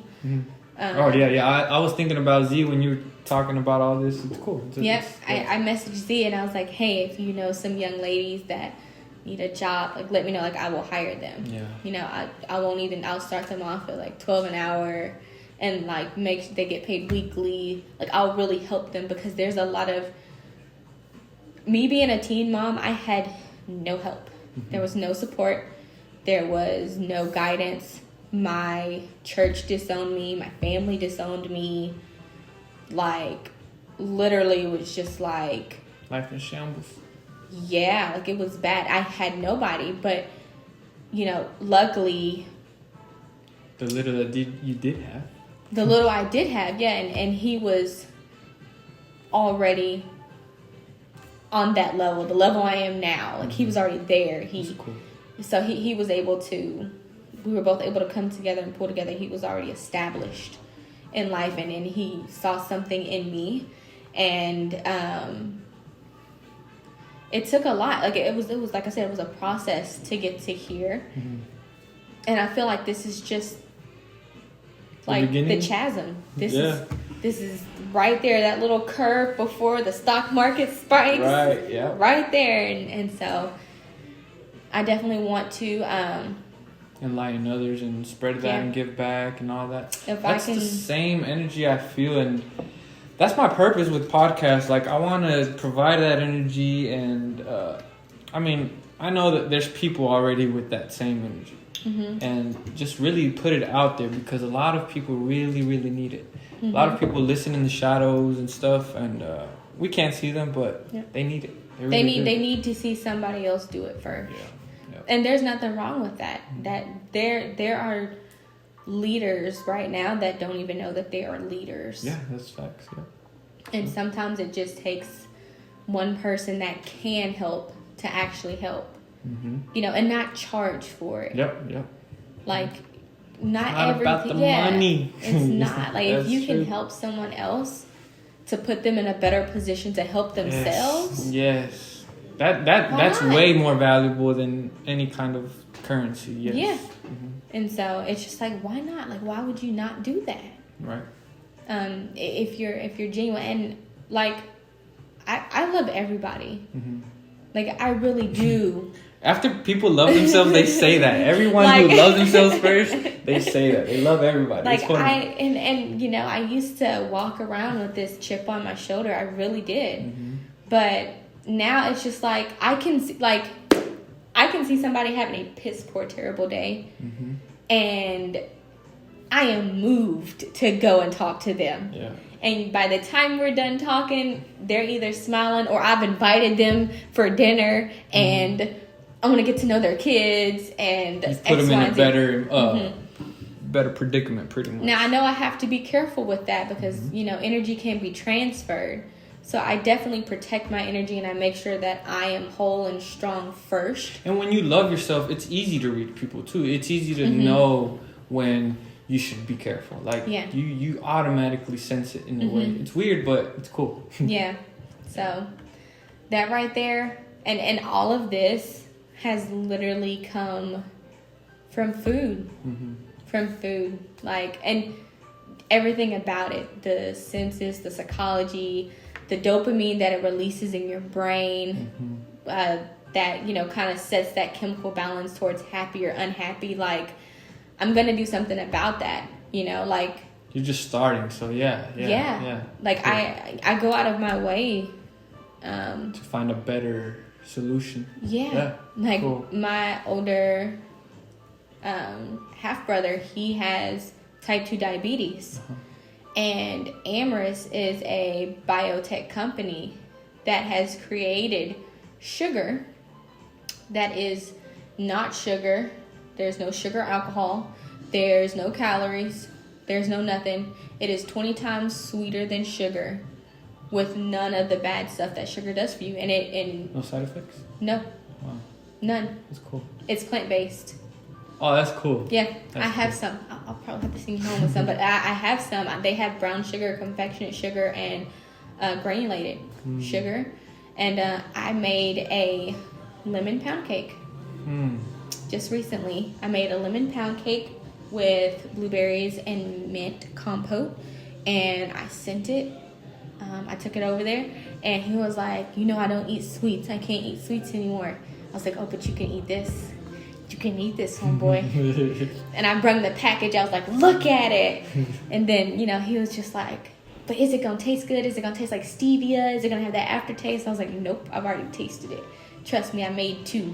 One, so I knew if it was good because I wasn't going to bring no bullshit cake. I fixed the taste for you. I got it. And so he tasted it, and he was just like, he hadn't had sweets in so long because of his type 2 diabetes. Like, he had to, like, if it got low, he'd have to have like a piece of candy. But like, he hadn't had cake. He had missed his kids' birthdays. Damn. Like, not missed them, he was physically there, but like, he hadn't had the cake. And so with that, I was just like, oh my gosh. So now I make icing and cakes and cupcakes and tres leches cupcakes. And I just be going with everything. That kind of sugar? Yeah, cool. Yep. So that way, like, I feel comfortable with my kid eating it. Like, I'll make my own whipped cream. They have plant-based whipping cream, and you add some of that sugar, and like, I can make a whole meal completely vegan, and you will never know. Yeah. Like, vegan spaghetti. So you can tailor to any kind of person, really. If they love meats, or if they're vegan, or whatever. If they're trying to convert, all of that. That's what I have spent a lot of time. And when I say I've spent a lot of time, hours a day. Hours and hours and trying hours. To figure that out. That's how you know that's something you are called to do in a way. Like, you just do it. You don't have to be paid for it. You don't have to, like, be rewarded for it or any kind of way. You're just doing it because you like it and you're intrigued by learning and growing. Helping. Yeah. Just genuinely helping. Yeah, like with the clothes, like, I have, they're all different colors, but they're all different color waves to where if you had all the merch from my site, it would literally limit your closet space but expand the, like, combinations. And I want to show that. I mean, I've figured it out because that's what I did, trying to, like, you know, I've been doing merch for years. But when I came up with these colors, that was the purpose in the beginning. So now, like, that I have these ideas, I'm able to put it out in the long run, you know. But I'm not in a rush for it because I already know that it's just it's gonna come. It's inevitable. It's just when. Right. And you just on for the journey, because that's the thing. Like, once you find that, it's like, it's not about the destination anymore. It's about the journey and, like, the process of it. That's beautiful. That makes you. Once you learn to enjoy the process and really understand what the word process is and what a process is, like. You're gonna say fuck the destination. Yeah. I don't even want to get there. Like, because the destination is gonna always change.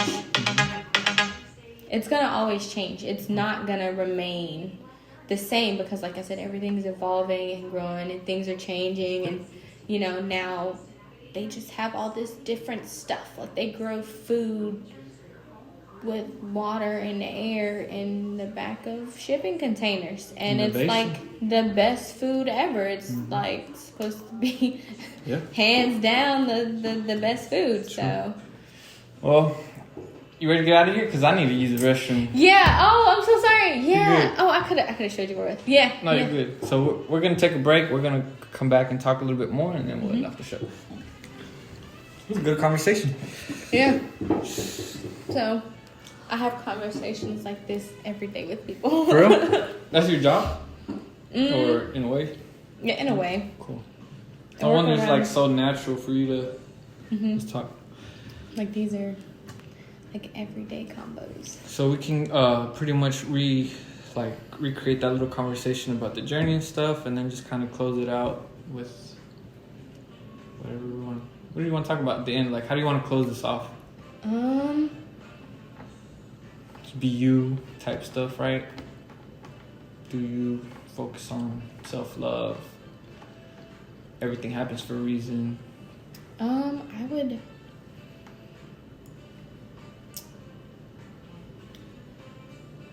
Trust the process. It's a lot of things, huh? Don't ignore your calling. Don't ignore your calling. Yeah. Take that leap of faith. Yeah. Yeah, because I think we all inside feel what we should be doing, but we don't do it because we're scared. We're scared that it's not going to work. Do it. Just do it. No, this is not Nike sponsor. Oh, No. do it. But yeah, take that leap of faith. Forget what other people say. Yeah. Start living for yourself. Mm-hmm. Once you do that, the right friends will come. Yeah. You'll surround yourself around the right people. Exactly.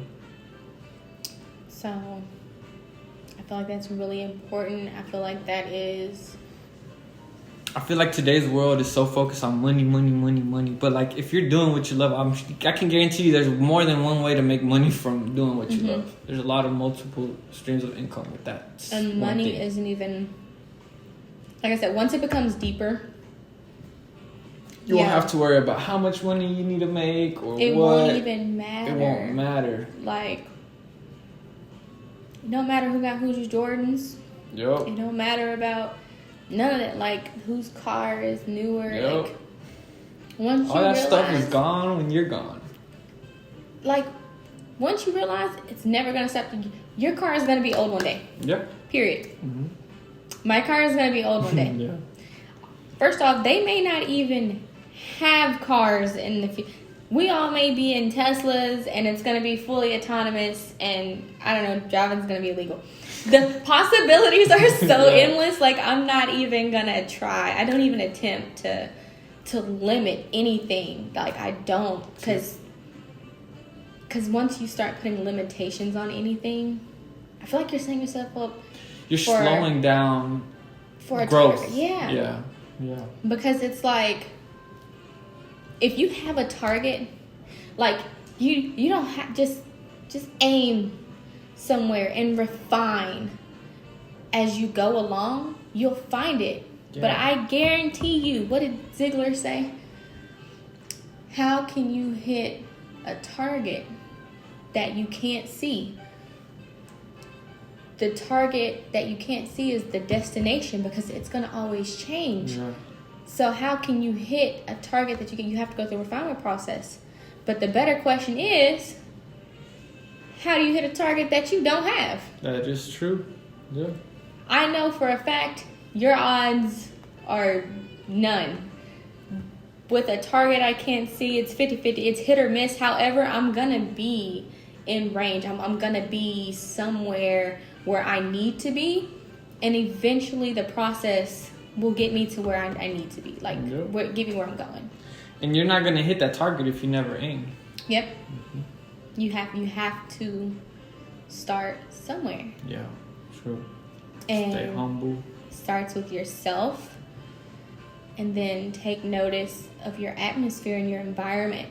If you're around someone who is consistently talking about negativity and death and who died and the music that you're listening to, bad, sad news all the time. Yeah, like it's gonna eventually do something to your mood. You can't tell me that if you hung around Bill Gates long enough, you're gonna start doing stuff that Bill Gates does. You'll start picking up on some of his habits or his environmental. Mm-hmm.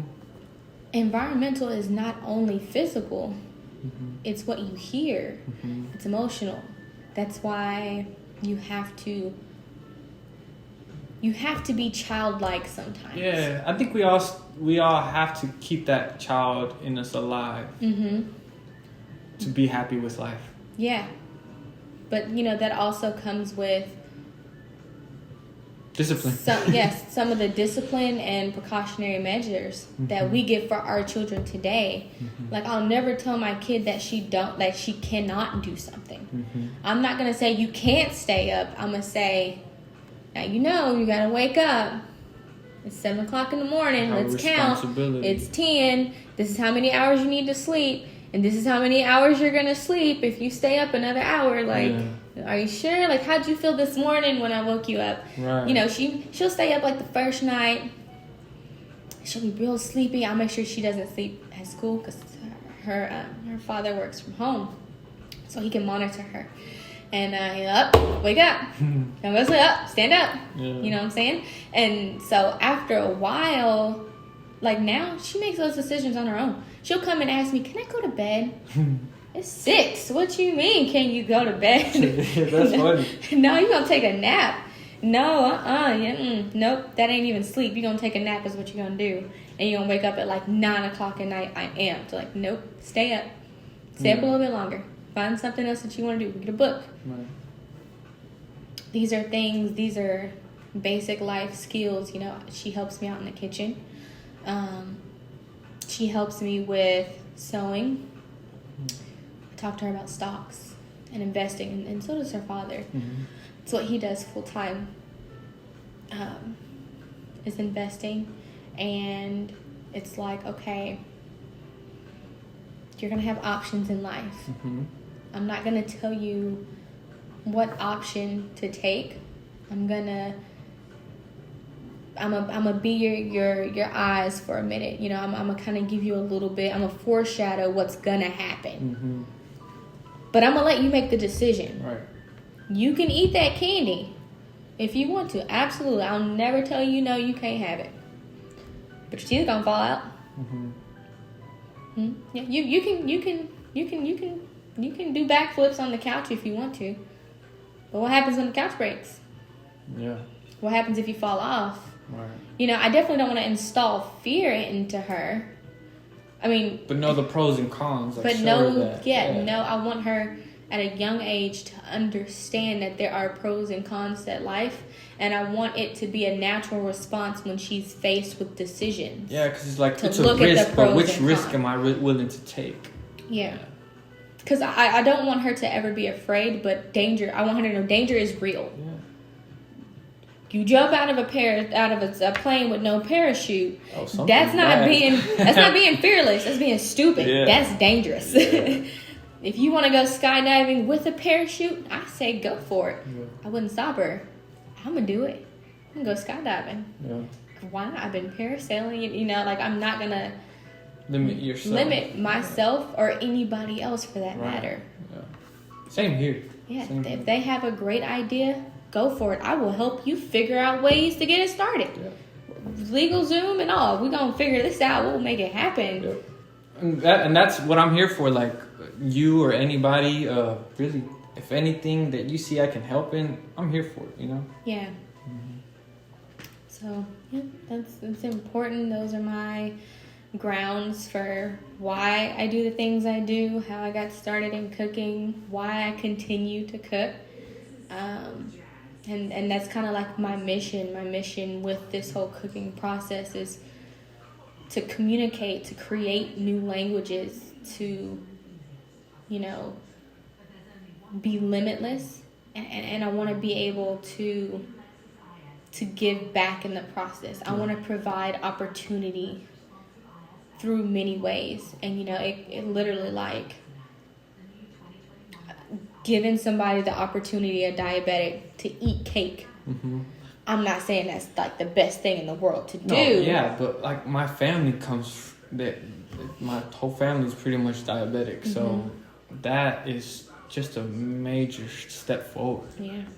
If I can help my parents, live a little bit longer because they love cheeseburgers and I can get them an Impossible Burger that may taste a little bit better, but it's plant-based. Yeah. I'm going to do it. I'm going to slap a Impossible Burger on the grill, just You're like I would. impossible to make it possible. Exactly. Yeah. Beautiful. Exactly. I'm not going to limit anything. Like, I encourage people to look at Chef's Table on Netflix because they talk about the process, the grind, what they went through, the heartache. These people, so a lot of these people, world 2 times James Beard, 2 Michelin star, having restaurants number 37 in the world. Like, you know what I'm saying? They didn't go to culinary school. So what's your excuse? Right. That's what I ask myself. What's your excuse? Because you ain't go to culinary school? No. Yeah, people make excuses for themselves all the time. Nope. We all do.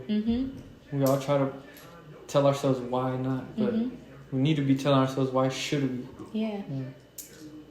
YouTube University. Yeah.